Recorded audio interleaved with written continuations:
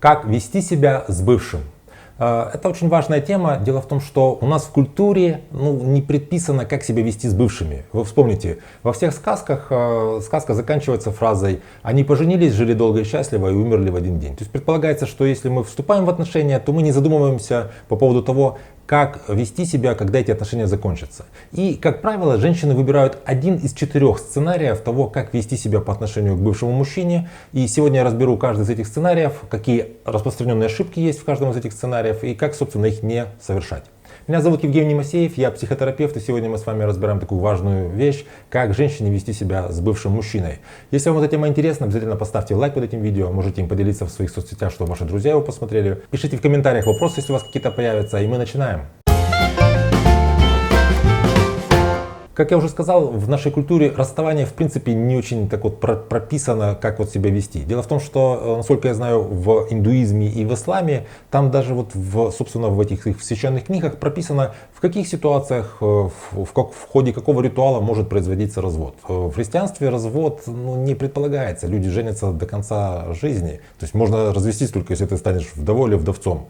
Я что-то когда-то слышал, что вроде бы только королей мог разводить там папа римский или какой-то патриарх в случае, если там вот королева не могла родить наследника. Но это уже были вопросы совершенно такие, скажем, не вопросы семьи, это были вопросы государства. То есть, по сути, если любые отношения рассматривать как неофициальный брак, то, соответственно, расставание нужно рассматривать как неофициальный развод. А к разводу в культурах, которые базируются на каких-то на христианской истории, вот такое отношение какое-то неоднозначное, непонятно, как к этому относиться. Какие же сценарии, как правило, выбирают женщины в поведении с бывшим? Первый сценарий — это «давай останемся друзьями». Это такой, знаете, самый какой-то вот легкий сценарий в том плане, что как можно меньше боли. Тут надо понимать, что когда мы разрываем отношения, мы переживаем утрату. Если мы говорим о людях со здоровой личностью, если мы не говорим о психопатах, то для человека всегда, если ты был вовлечен в отношения, разрыв этих отношений предполагает переживание утраты, и тебе какое-то время нужно это переживать. Если у женщины актуальна травма отвержения детская, ей очень тяжело быть отвергнутой, ей очень тяжело, соответственно, отвергать, оно всегда взаимосвязано, то вот есть такая идея, что давай с тобой останемся друзьями, все-таки будем как-то общаться, все-таки будем поддерживать какие-то отношения. При этом, понимаете, если ты продолжаешь общаться с человеком, по поводу которого ты переживаешь, собственно, переживание утраты, то ты в таком ситуации как бы находишься в 2 местах одновременно, происходит такой разрыв мозга. Я как бы с тобой прощаюсь, я с тобой завершаюсь, но мы при этом с тобой продолжаем общаться. То есть это невозможно. Исключение составляют психопаты, потому что психопат не испытывает привязанности в отношениях, и психопату очень легко поддерживать отношения с человеком, с которым он как бы расстался, потому что он может получать какие-то плюшки, там, типа какой-то секс время от времени, не знаю, там, денег задолжить, попросить там, с кошкой посидеть, с ребенком посидеть. То есть, если мы говорим о здоровых личностях, то здоровому человеку после расставания оставаться друзьями невозможно. Понятно, что после переживания вот этой вот утраты, после переживания расставания, после завершения, если это люди высокоорганизованные, скажем так, приличные, воспитанные, они могут, если необходимо, там, потому что у них общие дети, общая работа, общие какие-то интересы остались, они могут поддерживать какие-то приятельские отношения, но это не остаться друзьями.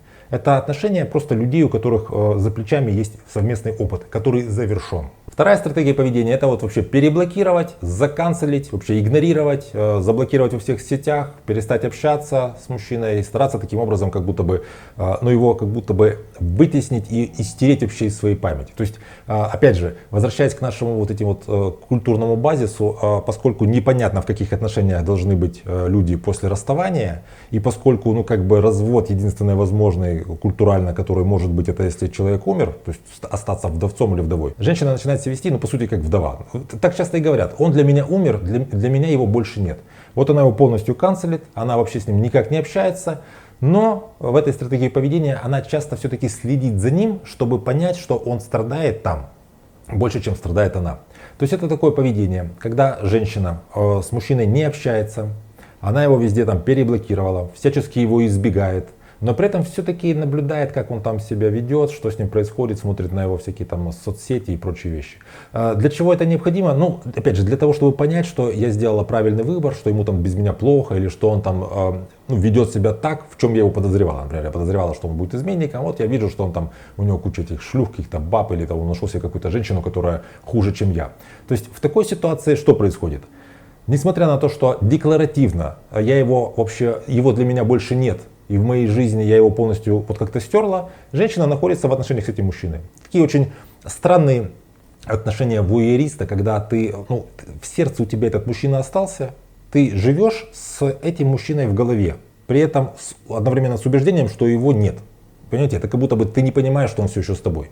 Естественно, чтобы построить какие-то новые отношения, или даже дело не в отношениях, даже быть счастливой без отношений, женщина в такой ситуации не может, потому что она постоянно должна как будто бы пасти того мужчину. Следующая частая стратегия поведения, которую выбирают женщины по отношению с бывшим, это когда мы не вместе, но время от времени, так сказать, по скорой помощи, по требованию занимаемся сексом. Ну, потому что это же логично. Ну, зачем мне какую-то искать непонятную там историю, возможно, небезопасную, там какая-то зараза, может быть, будет. А здесь все-таки вот известный мужчина, у нас известный какой-то совпадающий сексуальный темперамент, известный, там, мы знаем потребности друг друга. Ну, вообще, в принципе, это удобно. Это, знаете, как магазин под домом есть. А вот есть мужчина, которого можно всегда высвистать, или там он меня всегда может высвистать, я не против, и мы занимаемся с ним сексом. Просто такой секс без обязательств.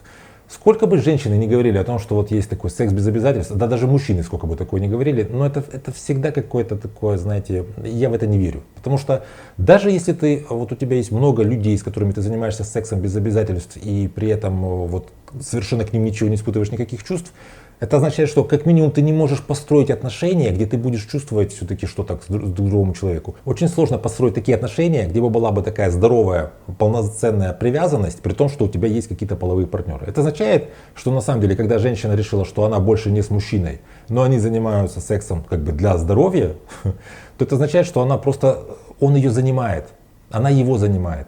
Она о нем думает, он у нее в голове, он у нее в душе. Это, ну, вот тут же, понимаете, секс же связан не просто вот с тем, что я принимаю решение, я реализую это решение. Здесь же очень много чувственного, очень много тактильного, много там запахов, много образного опыта. Ты этим всем наполняешься, и потом, ну, как ты с этим вообще можешь дальше идти? Единственный выход, когда это, наверное, как-то еще более-менее оправдано, это если женщина понимает, что она, ну, по каким-то причинам просто сейчас не способна на отношения новые, ей сейчас по каким-то вот, ну, обстоятельствам просто, ну, не к месту, она не может себе их позволить, и она тогда занимается сексом вот с проверенным бывшим партнером.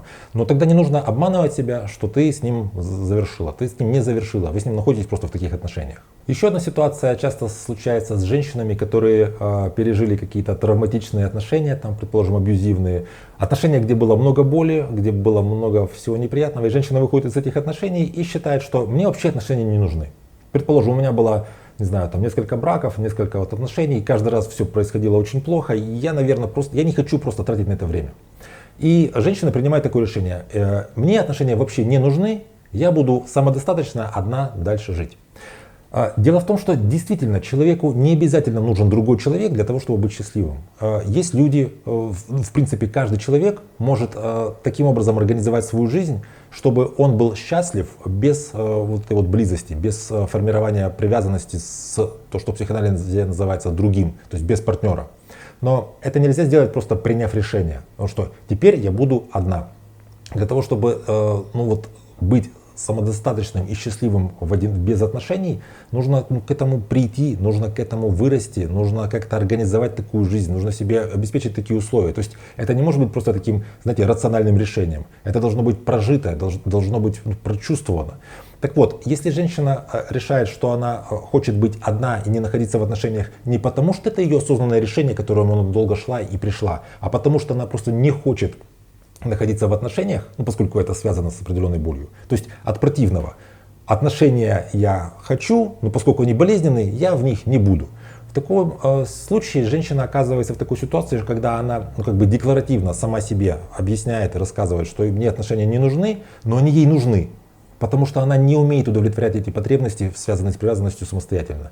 И в таком случае она просто вот терпит, ну как бы держится, а в какой-то момент происходит срыв. Этот срыв может происходить, если, предположим, в какой-то момент она звонит бывшему, или бывший ей звонит, она ему не отказывает, или, предположим, она оказывается где-нибудь, ну, в каком-нибудь таком месте, где она знакомится как в сказках было, с первым встречным, отдается этому первому встречному, у них завязываются какие-то бессмысленные отношения, которые только уверяют ее в том, что действительно отношений нормальных не бывает. Соответственно, что здесь очень важно? Если ты вышла из отношений и решаешь, что ты должна быть одна, то это означает, что тебе нужно до конца выйти из тех отношений и сформировать полноценные отношения с самой собой. Это вопрос такой очень непростой, очень, знаете, не короткий. И можно быть счастливой без отношений, но нужно понять, что это просто не так просто сделать. Итак, мы с вами видим, что во всех случаях общее здесь что? Что женщина либо выходит из отношений не до конца, поскольку они не завершаются до конца, она вот как бы декларативно, формально говорит, что я не в отношениях больше, но по сути, по факту она в этих отношениях остается. Либо это решение выйти из отношений, оно не вполне осознанное, не вполне вот женщина имеет полную решимость выйти из этих отношений. И оказывается, что женщина с бывшим ведет себя так, как будто бы они с ней чуть-чуть бывшие, а чуть-чуть как бы настоящие. И в результате получается, что она просто буксует на месте. То есть самая большая потеря, которую женщина в этой ситуации испытывает, это то, что женщина теряет время. Поэтому если ты хочешь действительно завершить отношения с бывшим, тебе, во-первых, нужно принять осознанное решение, что ты действительно точно уверена, что ты больше в этих отношениях находиться не хочешь. И если ты не будешь больше в этих отношениях, это означает, что это уже конец. Это уже бесповоротно. Многим женщинам очень тяжело даже вообще принять эту мысль, что это навсегда. Вторая важная вещь, что если есть что сказать тому человеку, если вы еще как-то общаетесь, нужно сказать. Нужно ему сказать все то хорошее, что возможно у тебя есть ему сказать. Чтобы это не оставалось на потом, чтобы ты не думала, что я забыла ему сказать, как нам было хорошо когда-то. Нужно сказать ему все те, скажем, плохие вещи, все какие-то свои неудовольствия, которые у тебя были, если он будет готов тебя, конечно, слышать. Вообще есть такая идея, что для того, чтобы завершить отношения, нужно проститься и попрощаться. Проститься — это означает, что два человека должны простить друг друга. Очень важно, если у тебя есть какая-то вина, если ты чувствуешь, что ты в чем-то возможно виновата перед этим человеком, нужно просить у него прощения, сказать, что ты чувствуешь вину, что ты просишь его прощения. И нужно постараться, если это возможно, во всем, в чем возможно, простить его. Опять же, если вы имеете возможность так поговорить искренне, чтобы он попросил прощения. И вот после того, как вы проститесь, то есть простите друг друга взаимно, вы сможете попрощаться. Попрощаться — это означает не до свидания, а прощай навсегда. И когда вы это сделаете, у вас останется единственно верный сценарий поведения по отношению к этому мужчине. Вы будете с ним общаться так же, как вы общались до вашего знакомства. Это просто чужой человек. Это чужой человек, у которого, может быть, возможно, на улице можно спросить, сколько времени или как куда-то пройти. Это человек, с которым вы, в принципе, не общаетесь так же, как вы не общаетесь с тысячами других людей, которых вы можете встретить на улице. Я у вас уже спрашивал, спрошу еще. Напишите, пожалуйста, нравится ли вам такой новый формат видео, где я говорю более пространно, более медленно, с меньшим количеством нарезок. Не кажется ли вам, что это слишком много воды и мало какой-то емкости? Для меня это важно, поскольку я хочу, чтобы мои видео было приятно смотреть. Поэтому напишите, пожалуйста, вашу обратную связь. Также, конечно же, напишите, пожалуйста, как вы себя ведете с бывшими, как вы себя вели с вашими бывшими, то есть, чтобы понимать, какую стратегию вы занимали. Возможно, есть какие-то иные стратегии, о которых я не сказал в этом видео. Ну и, конечно, поделитесь этим видео в своих соцсетях, чтобы вы могли с друзьями это обсудить. Ставьте лайки, если вам это видео понравилось. Подписывайтесь на канал, если вдруг кто еще не подписался. Берегите себя и своих близких, и до встречи в следующих выпусках.